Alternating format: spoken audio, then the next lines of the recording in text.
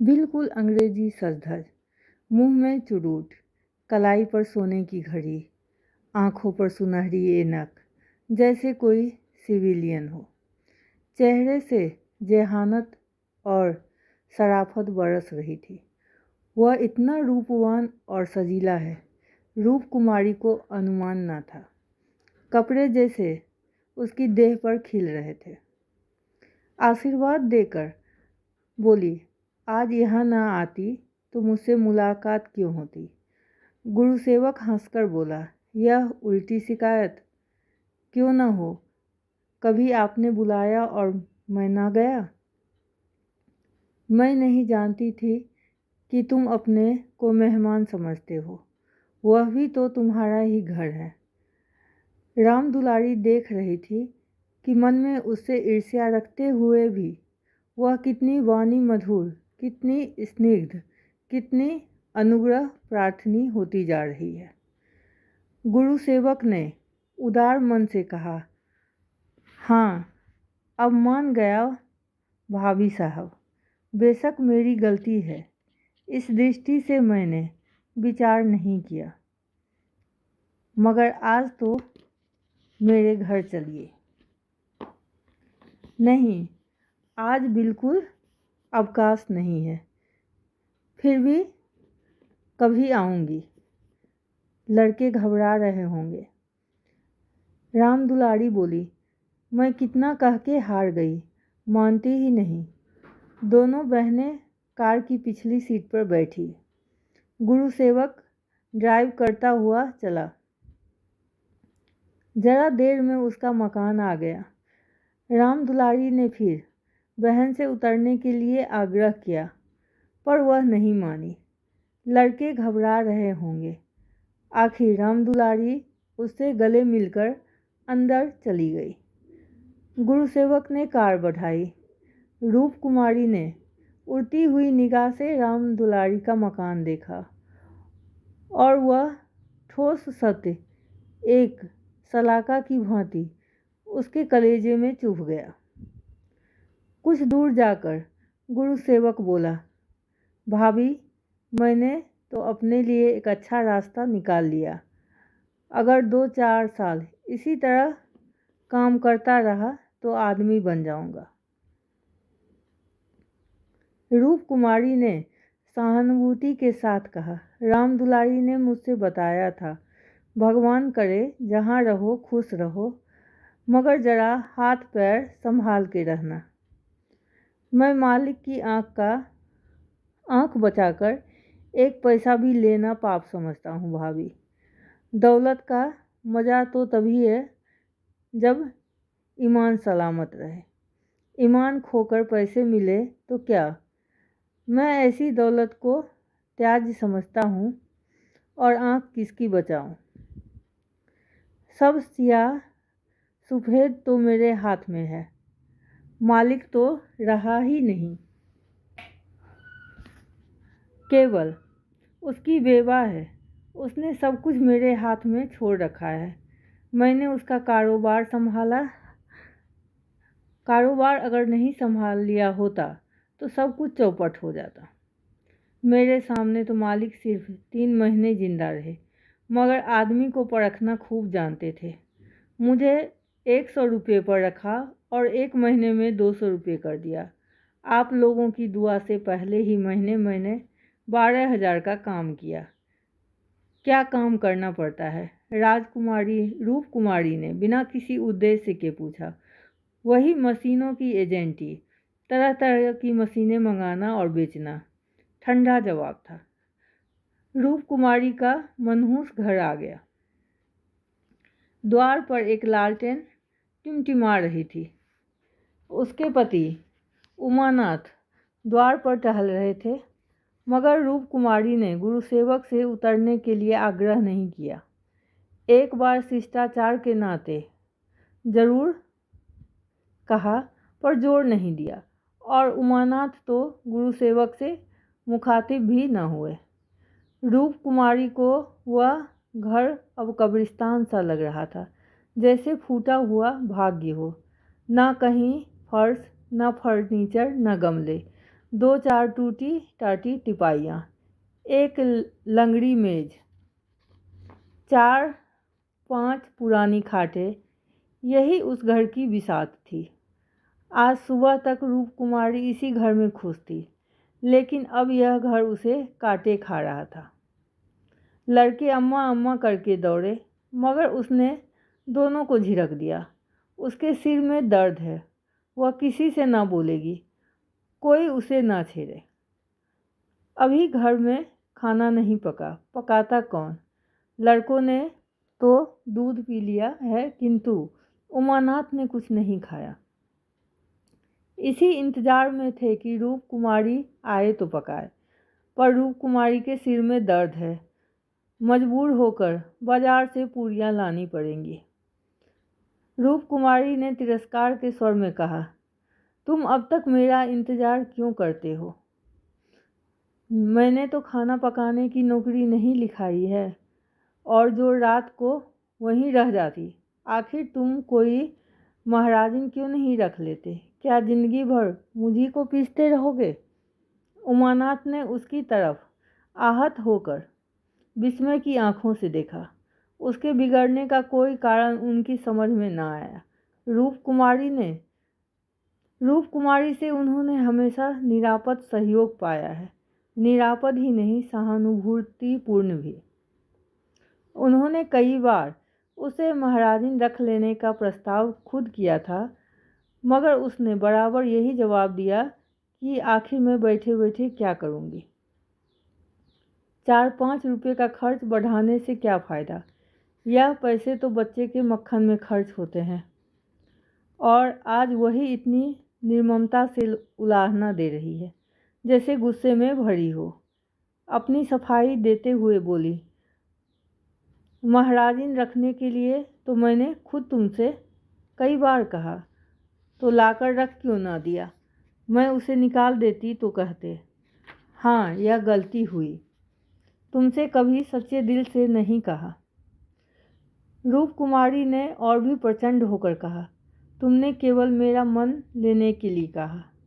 मैं ऐसी भोली नहीं हूँ कि तुम्हारे मन का रहस्य ना समझूं।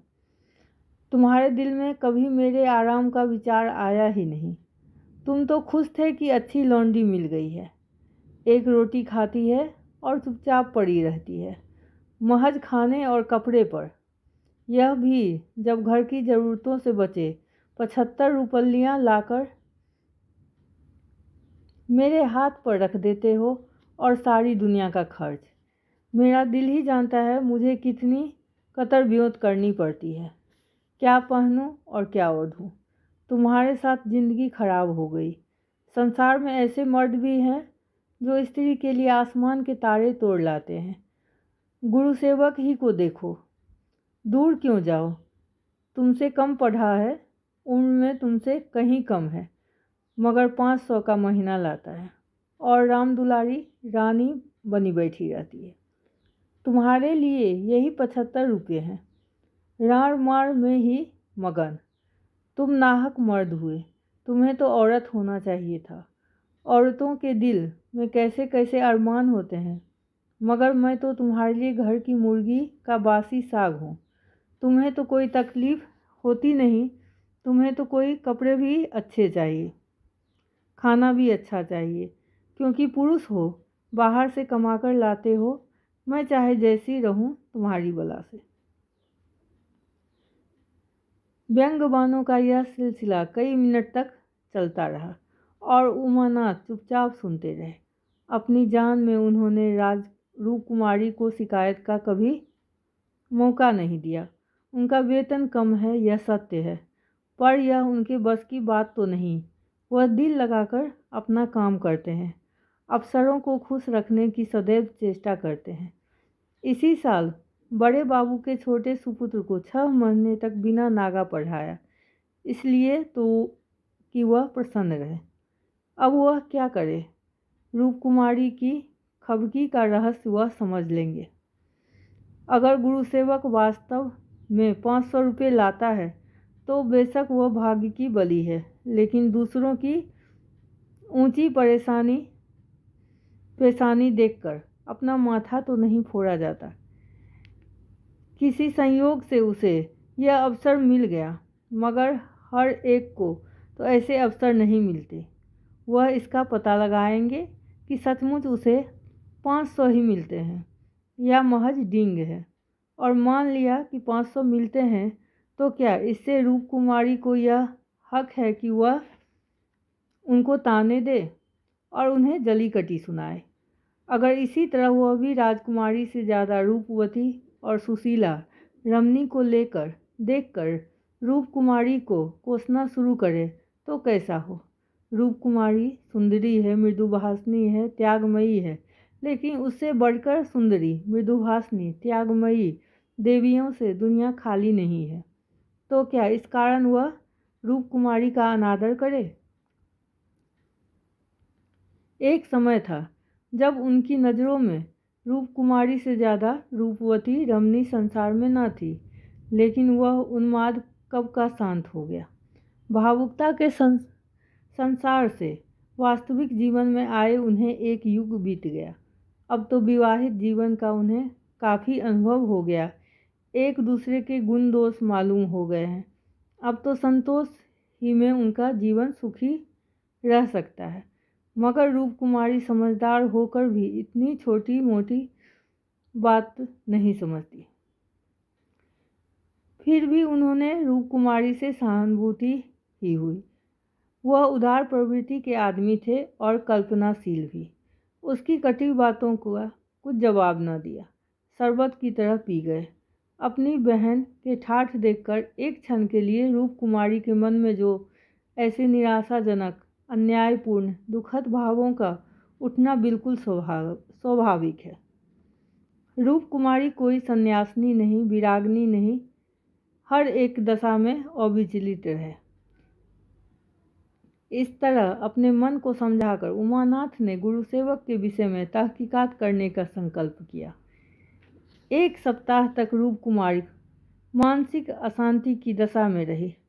बात बात पर झुंझलाती, लड़कों को डांटती, पति को कोसती, अपने नसीबों को रोती। घर का काम तो करना ही पड़ता है, लेकिन अब इस घर के काम में उसे आनंद न आता। बेगार सी टालती थी। घर की जिन पुरानी चीज़ों से उसका आत्मीय संबंध हो गया था, जिनकी सफाई और सजावट में वह व्यस्त रहा करती थी, उनकी तरफ आंख उठाकर भी न देखती। घर में एक खिदमतगार था। उसने अब जब देखा बहू जी घर की तरफ से खुद ही लापरवाह है, तो उसे क्या गरज थी सफाई करता। जो चीज़ जहाँ पड़ी थी वहीं पड़ी रहती, कौन उठाकर ठिकाने से रखे। बच्चे माँ से डरते थे और उमानाथ तो उसके साथ साये से भी भागते थे। जो कुछ सामने में थाली में आ जाता उसे पेट में डालकर दफ्तर चले जाते। दफ्तर से लौटकर दोनों बच्चों का साथ लेते और कहीं घूमने निकल जाते।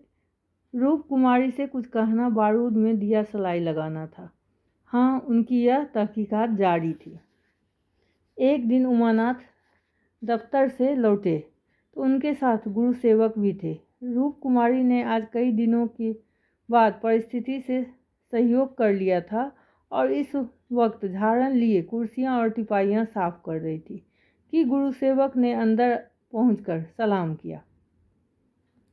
गुरुसेवक दिल में रूप कुमारी दिल में कट गई। उमानाथ पर ऐसा क्रोध आया कि उसका मुंह नोच ले।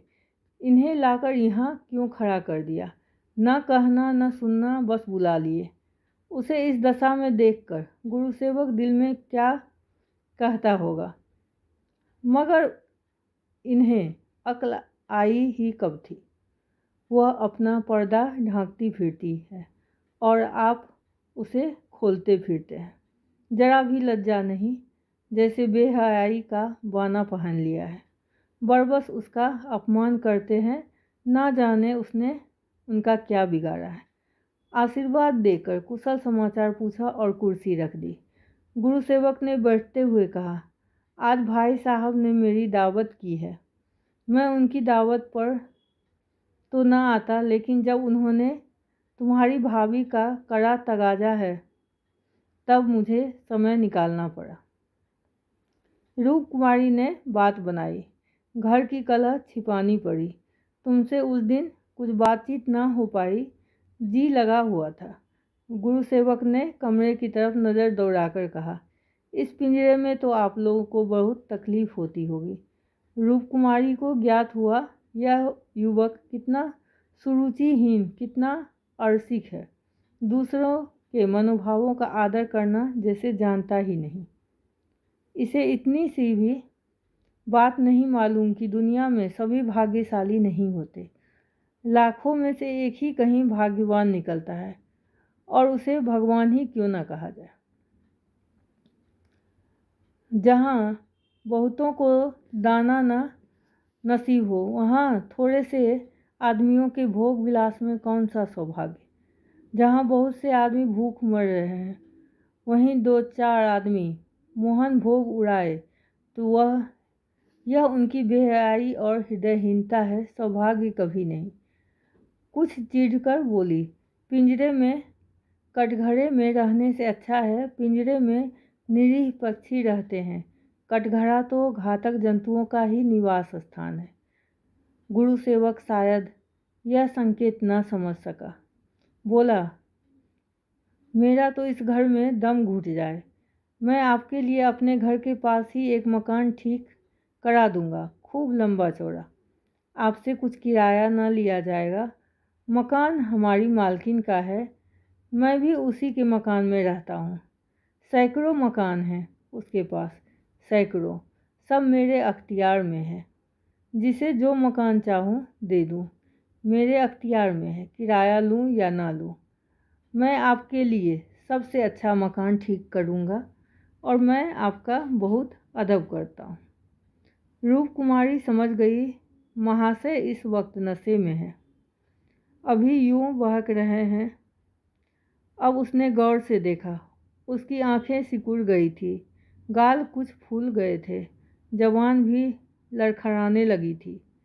एक जवान, खूबसूरत, शरीफ चेहरा कुछ ऐसा सेखीबाज और निर्लज्ज हो गया था कि उसे देखकर घृणा होती थी।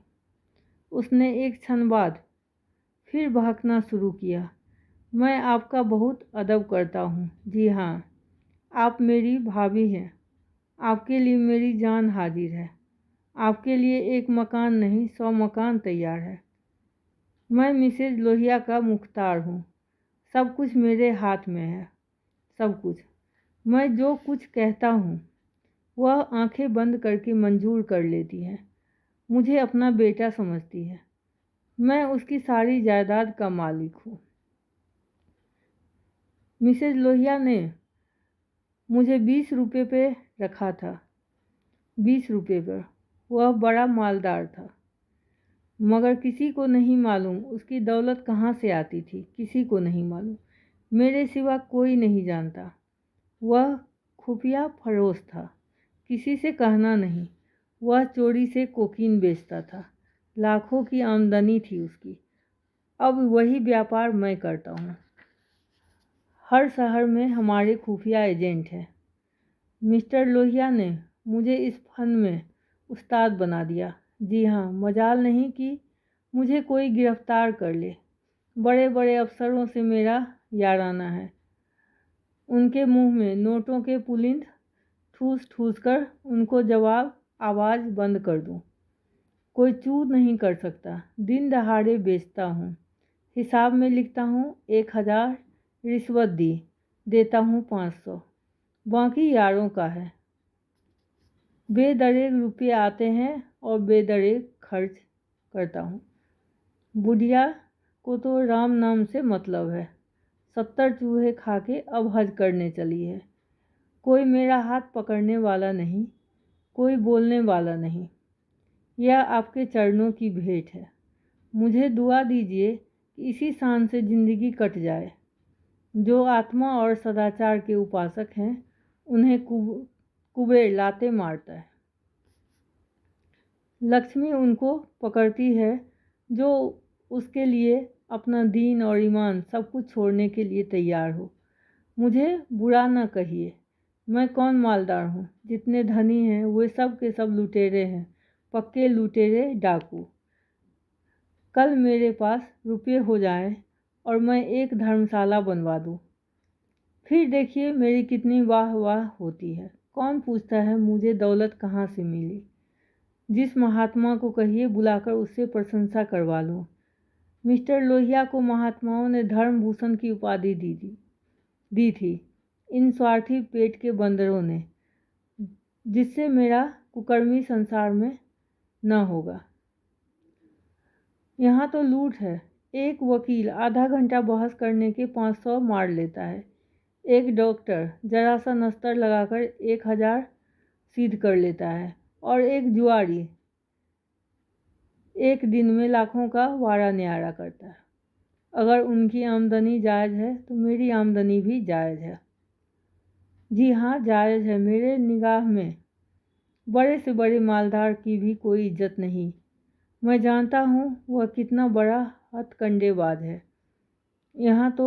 यहाँ जो आदमी आंखों में धूल झोंक सके वही सफल है। गरीबों को लूटकर मालदार हो जाना समाज की पुरानी परिपाटी है। मैं भी वही करता हूँ जो दूसरे करते हैं। जीवन का उद्देश्य है ऐसा करना। खूब लूटूंगा, खूब ऐश करूँगा और बुढ़ापे में खूब खैरात करूँगा और एक दिन लीडर बन जाऊँगा। कहिए गिना दूँ यहाँ कितने लोग जुआ खेल खेल कर करोड़पति हो गए, कितने औरतों का बाजार लगाकर करोड़पति हो गए। सहसा उमानाथ ने आकर कहा, मिस्टर गुरुसेवक क्या कर रहे हो? चलो चाय पी लो, ठंडी हो रही है। गुरुसेवक ऐसा हड़बड़ा उठा मानो अपने सचेत रहने का प्रमाण देता रहता हो, मगर पांव लड़खड़ाए और ज़मीन पर गिर पड़ा। फिर संभल कर उठा और झूमता झूमता ठोकरे खाता बाहर चला गया। रूप कुमारी ने आज़ादी की सांस ली। यहाँ बैठे बैठे उसे हौलदिल सा हो रहा था। कमरे की हवा जैसे कुछ भारी हो गई थी। जो प्रेरणाएं कई दिनों से अच्छे अच्छे मनोहर रूप भरकर उसके मन में आ रही थी, आज उसे उनका असली विभत्स घिनौना रूप नजर आया।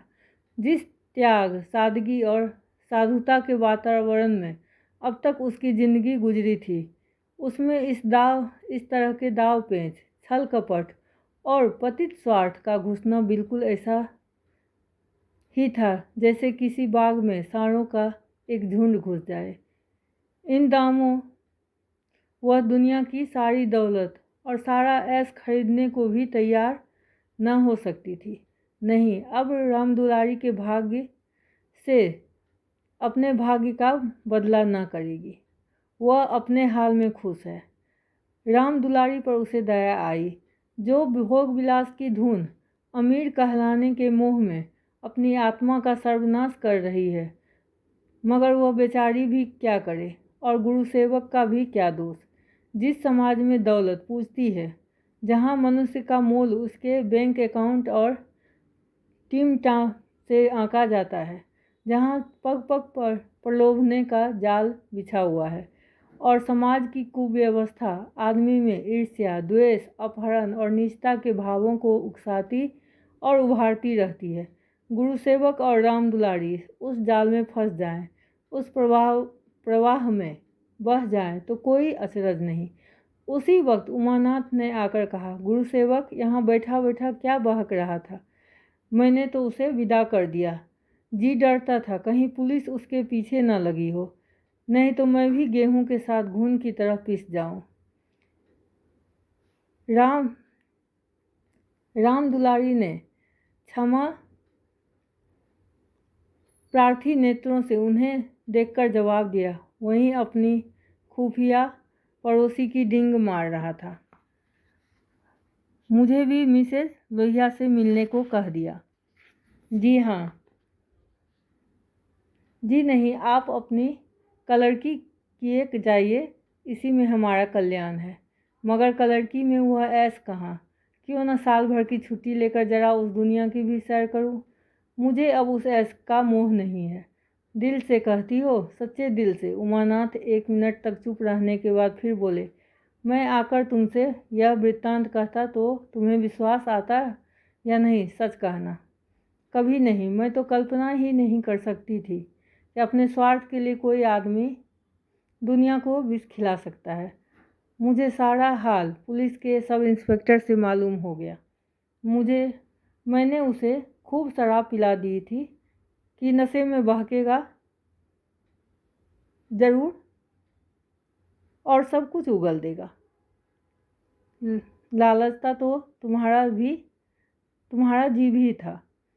हाँ, लालचता तो था और अभी ललच रहा है, मगर ऐश करने के लिए जिस हुनर की ज़रूरत है वह कहाँ से लाऊंगा। ईश्वर न करे वह हुनर तुम में आए। मुझे तो उस बेचारे पर तरस आती है। मालूम नहीं खैरियत से घर पहुंच गया या नहीं।